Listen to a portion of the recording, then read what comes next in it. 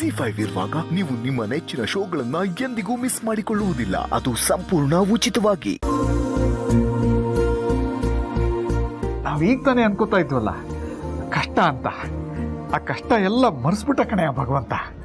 ಅಂಥದ್ದೇನ್ರಿ ಆಯ್ತು? ಭಗವಂತ ಏನಾರು ಕಾಣಿಸ್ಕೊಂಡ? ಇದಕ್ಕಿಂತ ಇನ್ನೇನೇ ಕಾಣಬೇಕು? ಮುಂಚೆ ಎಲ್ಲ ದೇವ್ರು ಕಾಣಿಸ್ದ ಅಂದ್ರೆ ಓ ಪ್ರಮೋಷನ್ ಬಂತಾ, ಲಾಟ್ರಿ ಏನಾದ್ರು ಹೊಡಿತಾ, ಬೋನಸ್ ಬಂತಾ ಅಂತ ಕೇಳ್ತಾ ಇದ್ದವಳು ಇವತ್ತು ದೇವ್ರು ಕಾಣಿಸಿದ್ನ ಅಂತ ಕೇಳ್ತಾ ಇದೆಯಾ? ಅದೇ ಒಳ್ಳೇದಲ್ಲೇನೆ. ದೇವ್ರು ಕಾಣಿಸ್ಲಿಲ್ಲ, ಆದ್ರೆ ಒಳ್ಳೆ ಸುದ್ದಿ ಮೂಲಕ ಕಿವಿ ಕೇಳಿಸ್ದ. ಅಂತ ಒಳ್ಳೆ ಸುದ್ದಿ ಏನ್ ಸ್ವಾಮಿಗಳೇ? ಕೌಸಲ್ಯ, ಆ ಪಾಪಿ ಪ್ರಾರ್ಥನಾ ಒಂದು ವಿಡಿಯೋ ಇಟ್ಕೊಂಡು ನಮ್ಮನ್ನ ಎಷ್ಟೊಂದು ಆಟ ಆಡಿಸಿದ್ಲು, ನಮ್ಮ ಕೈಯಿಂದ ಮಾಡಬಾರ್ದು ಕೆಲಸಗಳನ್ನೆಲ್ಲ ಮಾಡಿಸಿದ್ಲು. ಆದರೆ ಇವಾಗ ಅವಳೇ ತನ್ನ ಕೈಯಾರೆ ಆ ವಿಡಿಯೋನ ಡಿಲೀಟ್ ಮಾಡಲಾತೆ.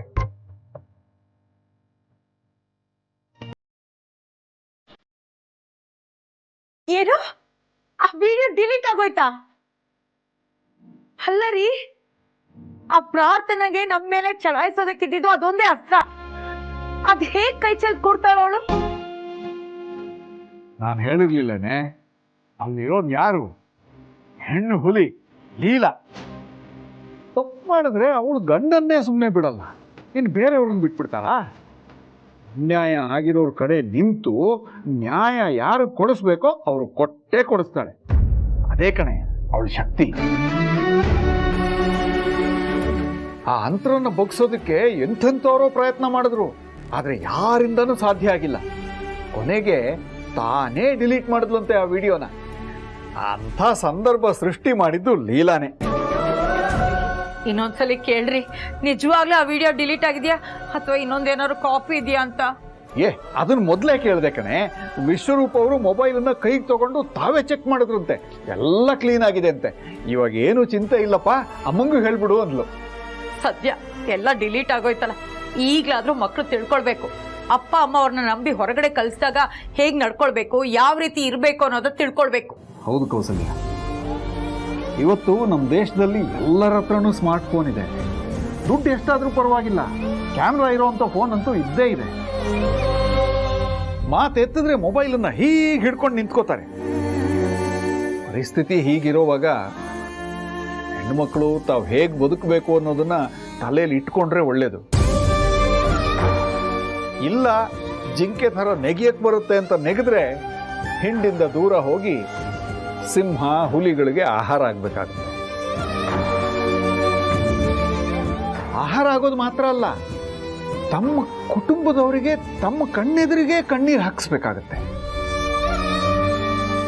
ನಮಗೂ ಬಂದ ಕಷ್ಟ ಯಾರಿಗೂ ಬರದೇ ಇಲ್ಲಪ್ಪ.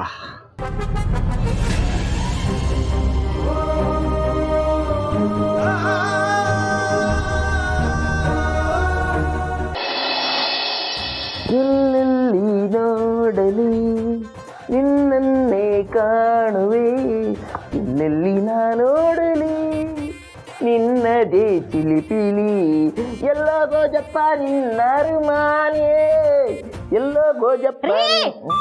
ಏನ್ರಿ ನಿಮ್ ಗೋಳು? ಹಾಡಾದ್ರೂ ಕರೆಕ್ಟಾಗಿ ಹಾಡಿ. ಇವಾಗ ಇದೇ ಟ್ರೆಂಡ್ ಅಮ್ಮ, ಅದಕ್ಕೆ ಖುಷಿಯಾಗಿ ಹಾಡ್ತಾ ಇದ್ದೀನಿ. ಅಂತ ಖುಷಿ ಏನೋ ಸಾಹೇಬ್ರಿಗೆ. ಬಲೆ ಹಾಕಕ್ ಮುಂಚೆನೆ ಮೀನ್ ಬಂದು ಬೋಟಿಗೆ ಬಿದ್ದಂಗೆ, ಕಾಳು ಹಾಕಕ್ ಮುಂಚೆನೆ ಹಕ್ಕಿ ಬಂದು ಸಿಕ್ಕದಂಗೆ ನಮ್ಮ ಬಾಸು ಲೀಲಾ ಮೇಡಮ್ ಇಬ್ರು ಒಟ್ಟಿಗೆ ಅಕ್ಕ ಪಕ್ಕ ಕೂತು ಊಟ ಮಾಡೋ ಹಾಗಾಯ್ತಲ್ವಾ? ಅಷ್ಟೇ ಅಲ್ಲ, ಈ ಕಡೆ ರೇವತಿ ಮೇಡಮ್ ಇಂದು ವಿಡಿಯೋ ಕೂಡ ಡಿಲೀಟ್ ಆಗೋಯ್ತು. ಇನ್ಮೇಲೆ ಈ ಮನೇಲಿ ಏನಿದ್ರು ಮೇಡಮ್ದೆ ಹುಕುಂ, ಲೀಲಾ ಮೇಡಮ್ ಕಾ ಹುಕುಂ. ಆಮೇಲೆ ಬಾಸ್ದು ಕಾರು, ಮೇಡಮ್ದು ಕಾರ್ಬಾರು, ಬಾಸ್ದು ಫ್ಯಾಕ್ಟ್ರಿ, ಮೇಡಮ್ದು ಲಾಟ್ರಿ, ಬಾಸ್ದು ಪ್ಯಾಲೇಸ್, ಮೇಡಮ್ದು ನೆಕ್ಲೆಸ್. ಆಮೇಲೆ ಈ ಟೈಪು, ಹೃದಯದಲ್ಲಿ ಇದೇನಿದು ನದಿಯೊಂದು ಓಡಿದೆ ಅಂತ ಒಂದಾಗ್ತಾರೆ. ಒಂದಾದ್ಮೇಲೆ ಒಲವೇ ಜೀವನ ಸಾಕ್ಷಾತ್ಕಾರ ಅಂತ ಹಾಡಿ ಕುಣಿತಾರೆ. ಇನ್ನೇನು ಬೇಕು ನಮ್ಗೆ? ಅಂದ್ರೆ ಅದಾದ ತಕ್ಷಣ ನಮ್ಮ ಮದ್ವೆ ಅಲ್ವಾ? ಅದಕ್ಕೆ ನಾನು ಎಷ್ಟು ಖುಷಿಯಾಗಿ ಸರಿಗಮಪ ಲಿಟಲ್ ಚಾಂಪ್ಸ್ ತರ ಮುದ್ದಾಗಿ ಹಾಡ್ತಿದ್ದೆ. ನೀನ್ ಬರೀ ಲಿಟಲೇ ಚಾಂಪ್ ಆಗಲ್ಲ. ಅದಕ್ಕೆ ನಾವಿಬ್ರು ಮದುವೆ ಆದ್ಮೇಲೆ ಜೂನಿಯರ್ ಪುಟ್ಟಿನೋ ಅಥವಾ ಜೂನಿಯರ್ ಕರ್ತೇನೋ ಬರ್ತಾರಲ್ವಾ, ಅವ್ರಲ್ಲಿ ಯಾರನ್ನಾದ್ರೂ ಡ್ರಾಮಾ ಜೂನಿಯರ್ಗೋ ಅಥವಾ ಸರಿಗಮಪ ಲಿಟಲ್ ಚಾಂಪ್ಸ್ಗೋ ಸೇರಿಸಿದ್ರೆ ಆಯ್ತು. ಹೋಗಿಪ್ಪ, ಅದಕ್ಕೆ ಮದ್ವೆ ಆಗ್ಬೇಕಲ್ವಪ್ಪ?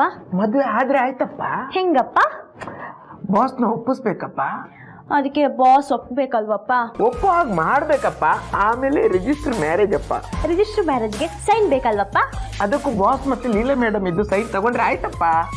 ಹಂಗೇನಾದ್ರೂ ಆದ್ರೆ ಆ ಪ್ರಾರ್ಥನಾ ಫಿಟ್ಟಿಂಗ್ ಇಟ್ಟು ಲೀಲಾ ಮೇಡಮ್ ಬದಲು ಅವಳೇ ಬರ್ತಾಳಪ್ಪ. ಆ ಥರ ಆದ್ರೆ ಕಷ್ಟನಪ್ಪ. ಅವಳಿಗೆ ಸಾಕ್ಷಿ ಇಲ್ಲ, ಇನ್ನು ನಮ್ಮ ಮದುವೆಗೆ ಅವಳು ಸಾಕ್ಷಿನಾ? ಅದಕ್ಕೆ ಹೇಳಿದ್ದು ಬಾಸ್ ಮೇಡಮ್ ಮೊದಲು ಒಂದಾಗಬೇಕು, ಆವಾಗಲೇ ನಮ್ಮ ಮದುವೆ ಯಾವುದೇ ವಿಘ್ನ ಇಲ್ಲದೆ ಸುಸೂತ್ರವಾಗಿ ಆಗೋದು. ನಾನು ಒಬ್ಬನೇನಾ? ನೋಡು, ಮದುವೆ ಅನ್ನೋದು ಇಬ್ಬರು ಜವಾಬ್ದಾರಿ, ಹಾಗಾಗಿ ಇಬ್ರು ಹೋಗಿ ಮಾತಾಡೋಣ. ಅಯ್ಯೋ ನಾನ್ ಬರಲ್ಲ, ನನ್ ಬಾಸ್ ಮೇಲೆ ನಿಂತ್ಕೊಳಕ್ ಭಯ ಆಗುತ್ತೆ. ಹಾಗಾದ್ರೆ ಕುತ್ಕೊಂಡು ಮಾತಾಡೋಣ ಬಾ. ಬರಲ್ಲ. ಇಲ್ಲ, ಒಂದು ನಿಮಿಷ. ನನ್ನ ಕರೀತಿದಾರಲ್ಲ, ನನ್ನ ಹತ್ರ ಮಾತಾಡೋದು ಏನಿರ್ಬೋದು ಹೇಳಿ. ನಿನ್ನ ಹತ್ರ ಸ್ವಲ್ಪ ಪ್ರೈವೇಟಾಗಿ ಮಾತಾಡಬೇಕಿತ್ತು. ಅದೇನಿದು ಪ್ರೈವೇಟಾಗಿ ಮಾತಾಡೋದು, ಗೌರ್ಮೆಂಟಾಗಿ ಮಾತಾಡೋದು? ನನಗೆ ಈ ಮನೆಯಲ್ಲಿ ಎಲ್ಲರೂ ಒಂದೇ, ಎಲ್ಲ ಮಾತು ಒಂದೇ. ಏನಂತ ಹೇಳಿ. ಇಲ್ಲ, ಅಲ್ಲೆಲ್ಲರೂ ಇದ್ರು ಅಂತ ನಾನು ಸುಮ್ಮನೆ ಇದ್ದೆ. ಈಗ ಇಲ್ಲಿ ಯಾರೂ ಇಲ್ಲ, ಅದಕ್ಕೆ ಕೇಳ್ತಾ ಇದ್ದೀನಿ. ಇಂಟರ್ವ್ಯೂಯಲ್ಲಿ ನೀನು ನನ್ನ ಹೆಂಡತಿ ಅಂತ ಹೇಳಿದೆ. ಯಾಕೆ ಹಾಗೆ ಮಾಡಿದೆ? ನಿನ್ನ ಮನಸ್ಸಲ್ಲಿ ಏನಿದೆ ಅಂತ ನಾನು ಅರ್ಥ ಮಾಡ್ಕೋಬೇಕು. ಇದನ್ನ ನೀವು ಪ್ರೈವೇಟಾಗಿ ಮಾತಾಡಬೇಕು ಅಂತ ಹೇಳಿದ್ದ?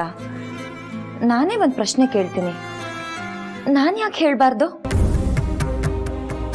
ನೀನು ನನಗೆ ತಾಳಿ ಕಟ್ಟಿರೋ ಗಂಡ ತಾನೆ, ಅದು ಹೇಳೋ ಅಧಿಕಾರನೂ ಇಲ್ವಾ ರೀ? ನಾನೀಗ ಅದನ್ನೆಲ್ಲ ಕೇಳ್ತಾ ಇರೋದು. ನೀ ಹೇಳಿದ್ದು ಆಯಿತು, ಜಗತ್ತಿಗೆ ನೀನು ನನ್ನ ಹೆಂಡತಿ ಅಂತ ಗೊತ್ತಾಗಿದ್ದು ಆಯಿತು. ಎಲ್ಲದಕ್ಕಿಂತ ಇಂಪಾರ್ಟೆಂಟು ಅಂತ ಅದನ್ನು ಅಕ್ಸೆಪ್ಟ್ ಮಾಡ್ಕೊಂಡಿದ್ದು ಆಯಿತು. ಅವ್ರು ಯಾರು ನನ್ನ ಸ್ವೀಕಾರ ಮಾಡೋಕ್ಕೆ? ಕಟ್ಕೊಂಡಿರೋದು ನೀವು, ಪ್ರೀತಿಯಿಂದ ಒಪ್ಕೊಂಬಿಡಿ. ನೀವು ಒಪ್ಕೊಂಡಿದ್ದ ದಿನ ನಾನು ಏನು ಮಾಡ್ತೀನೋ ನನಗೆ ಗೊತ್ತಿಲ್ಲ ರೀ. ಕಾಯ್ತಾ ಇದ್ದೀನಿ, ನೀವು ಒಪ್ಕೊಳ್ಳಿ ಅಂತ ನಾನು ವೇಟ್ ಮಾಡ್ತಾ ಇದ್ದೀನಿ. ಅವಳು ಅಕ್ಸೆಪ್ಟ್ ಮಾಡ್ಕೊಂಡ್ಲು ಅಂದ ತಕ್ಷಣ ವಿಷಯ ಅಲ್ಲಿಗೆ ಮುಗಿದಿಲ್ಲ, ಇನ್ನೂ ಇದೆ. ನನ್ನ ಅಂತ ಪ್ರೀತಿ ನೀನು ತಿಳ್ಕೊಂಡಿರೋ ಅಷ್ಟು ಚಿಕ್ಕದಲ್ಲ, ಅದು ಸಾಗರ. ನಾನು ನನ್ನ ಎಕ್ಸ್ಪೀರಿಯನ್ಸ್ ಹೇಳಿರ್ಬೋದು, ಅಥವಾ ನೀನು ಬೇರೆಯವರಿಂದ ಕೆಲವು ವಿಚಾರಗಳನ್ನ ತಿಳ್ಕೊಂಡಿರ್ಬೋದು. ಅದೆಲ್ಲ ಈ ಸಾಗರದ ಚಿಕ್ಕ ಚಿಕ್ಕ ಹನಿಗಳಷ್ಟೇ. ಇನ್ನು ನೀನು ತಿಳ್ಕೊಬೇಕಾಗಿರೋದು ತುಂಬ ಇದೆ. ಇದನ್ನೆಲ್ಲ ನೀವ್ಯಾಕೆ ನನಗೆ ಹೇಳ್ತಿದ್ದೀರಾ? ವಿಷಯ ಇದೆ. ನೀವು ಅವ್ರನ್ನ ಎಷ್ಟಾದರೂ ಪ್ರೀತಿ ಮಾಡಿ, ಅದು ನನಗೆ ಅನಿವಾರ್ಯ ಅನಿಸಲ್ಲ. ನಾನು ನಿಮ್ಮ ಹೆಂಡತಿ, ಈ ಮನೆ ಸೊಸೆ, ಅದಷ್ಟೇ ನನಗೆ ಗೊತ್ತಿರೋದು, ಅದಷ್ಟೇ ನನಗೆ ಅವಶ್ಯಕತೆ ಅಂತ ಅನಿಸೋದು. ನೀ ತಿಳ್ಕೊಬೇಕಾಗಿರೋದು ಇನ್ನೊಂದು ವಿಷಯ ಇದೆ. ಅಂತರ ನಿನ್ನನ್ನು ಒಪ್ಕೊಂಡಿದ್ದಾಳ ಅನ್ನೋ ಕಾರಣಕ್ಕೆ ನೀನು ಈ ಮನೇಲಿ ಅವಳು ಸರಿಸಮವಾಗಿರ್ತೀನಿ ಅಂದರೆ ಅದು ಅಂತರಂಗೆ ಇಷ್ಟ ಆಗಲ್ಲ.